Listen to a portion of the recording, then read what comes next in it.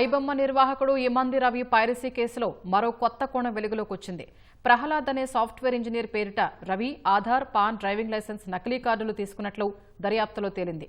ఈ గుర్తింపుతోనే విదేశాల్లో పౌరసత్వం సైతం తీసుకున్నట్లు పోలీసులు నిర్ధారించారు.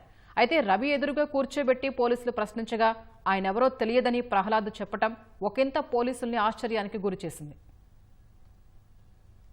తెలుగు రాష్ట్రాల్లో సంచలనం సృష్టించిన పైరసీ సైట్ ఐబొమ్మ నిర్వాహకుడు ఇమంది రవి కేసు దర్యాప్తులో ఆసక్తికర విషయాలు వెలుగు చూస్తున్నాయి. ఫోటో మాత్రం తనది పెట్టుకుని ప్రహ్లాద్ కుమార్ అనే వ్యక్తికి చెందిన ఆధార్, పాన్, డ్రైవింగ్ లైసెన్సుల ద్వారా డొమైన్ రిజిస్ట్రేషన్లు, కరేబియన్ దేశమైన సెయింట్ కిట్స్ అండ్ నేవీస్ సభ్యత్వం సైతం తీసుకున్నట్లు తేలింది. రవి అరెస్టు సమయంలో స్వాధీనం చేసుకున్న గుర్తింపు కార్డులు నకిలీవని గుర్తించిన పోలీసులు అసలు ఈ ప్రహ్లాద్ ఎవరని పోలీసులు ఆరా తీశారు. ఇందుకు సంబంధించి రవి 2016 తాను అమీర్పేటలో కోచింగ్ తీసుకునే సమయంలో తన రూమ్మేట్ అని చెప్పాడు. మరింత లోతుగా దర్యాప్తు చేయగా తాజాగా హైదరాబాద్ సైబర్ క్రైమ్ పోలీసులకు అతని ఆచూకీ చిక్కింది. బెంగళూరుకు చెందిన సాఫ్ట్వేర్ ఇంజనీర్ ప్రహ్లాద్ కుమార్ ను పోలీసులు హైదరాబాద్ కు పిలిచి విచారించారు. రవి ఎదురుగా కూర్చోబెట్టి మీ పేరుతో ఆధార్, పాన్, డ్రైవింగ్ లైసెన్సులు తీశారని ప్రశ్నించగా ప్రహ్లాద్ ఆశ్చర్యపోయినట్లు తెలుస్తోంది. తన పేరుపై ఐడి కార్డులు, సభ్యత్వం తీసుకోవడంపై షాక్కు గురైనట్లు సమాచారం.